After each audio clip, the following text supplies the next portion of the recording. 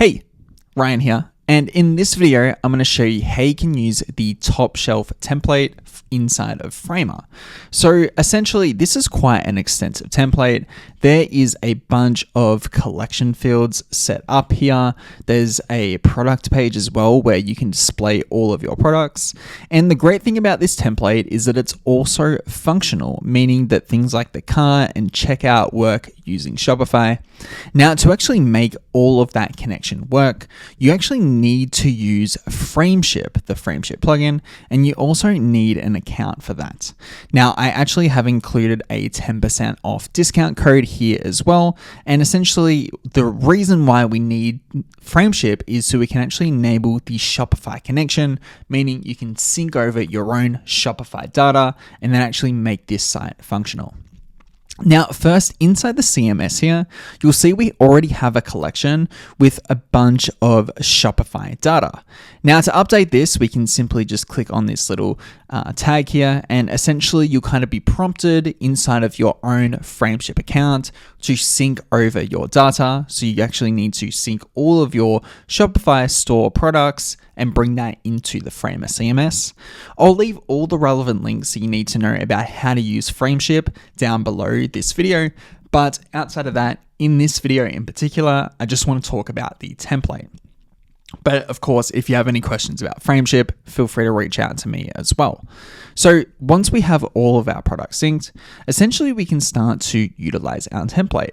Now, everything is built in a pretty clean way in terms of using different color styles and text styles, as well as different components here. So anytime I select an element on the canvas here and it's kind of got this purple outline, it means it's a component. And if I go to my properties panel on the right-hand side here, we've got all the different fields that we can update for that component. So for example, if I wanted to say just update the image for this dress call to action here, I could do that here, as well as change the backgrounds, and you notice it's just going to dynamically update. Now, we also have a bunch of collection lists, which is essentially how we're displaying the content from our CMS, which is paired with our Shopify store, to the actual page itself. Now, because we have a lot of CMS items here, which are essentially all of our products, and especially if you're working with a larger store, you will want to understand how to use filters inside of Framer.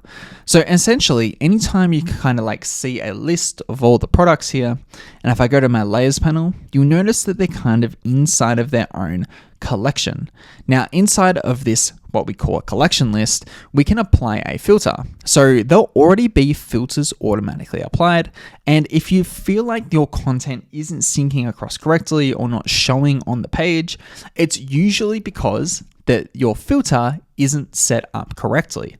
Now, if we look at my CMS and some of the tags and things that I'm using inside of Shopify, for example, we have product type here, which again, all this is being pulled directly from my Shopify. So if, say, you don't have the product type men, then potentially some things aren't going to be shown on the website.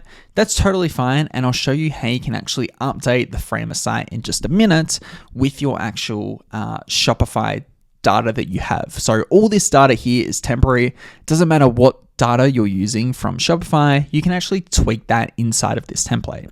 But for example, we have product type, we have tags, and we also have category as well. Now, inside of this template, they're the three main things that we're filtering by. So the example here, when I click into this collection list, is it's filtering by the field of tags and only showing the items that have the value of sale. So inside of my CMS here, if I go to say tags, you'll notice there's a list of all the different tags for each product, and it's only the ones that include the tag sale that are going to show here. So let's say I wanted to update this and actually only show another sort of like array of items with a certain tag. So let's say, let's go bestseller. Then I would just update this filter here, and I would call it bestseller. And this needs to exactly match what is inside the CMS too. and you will notice that automatically updates. So super simple.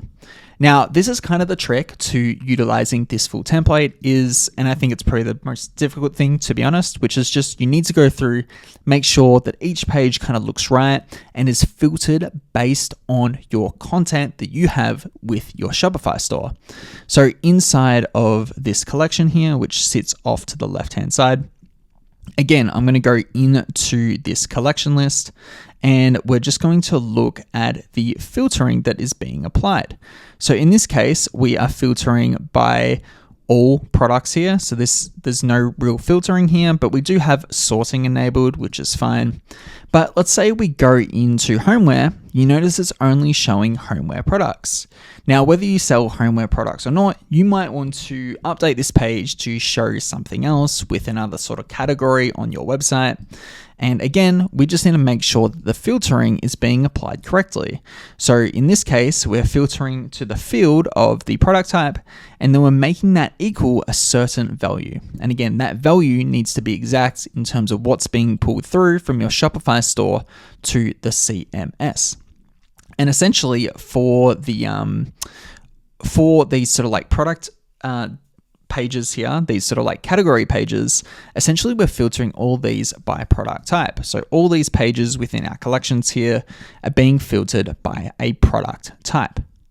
Now, we also have our CMS detail page, which is our product detail page where we're showing that specific item. Again, if you want to understand how to kind of update this stuff, like all this sort of styling here, you can do pretty quickly.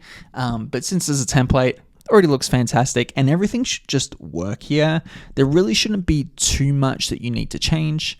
Potentially with some of this sort of like product pill stuff where we're actually showing different sort of like tags based on a specific item or hiding or showing it, depending on what it is, then again, you can kind of set all of that up with some of the filtering and options that you kind of have here. But apart from that, everything else should sort of like work out of the box. If we want to update our cart page, we can do that here. We've got our FAQ page. Again, these are all components, so you can just click into these, go to your properties panel to tweak a bunch of your settings. And I would just go through every single page and just update all of your content. If you have any questions about the template, feel free to let me know, and I'm more than happy to help. But yes, basically, this is just another Framer project, and I would say the most difficult thing is just making sure that all your filters and stuff are automatically applied.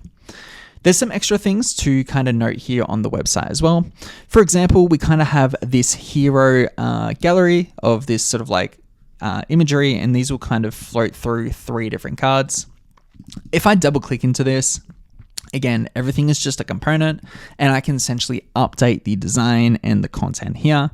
Now, it's important that we update the design for both desktop and mobile here as seen on this template. So again, if I make a change here, we just need to make sure that we also design a view for that inside of our mobile breakpoint and everything will just connect. Now, we also have a bit of a mega menu happening here.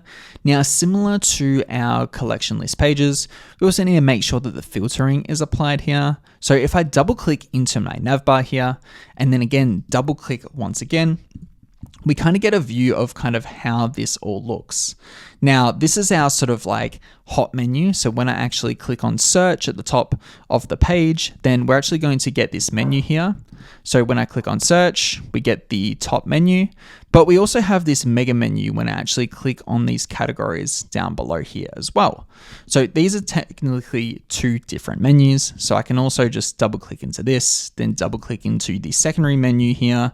And again, what I can actually do is just double click one more time and you'll kind of get a preview of all the different sort of layouts and pages that we have for that mega menu.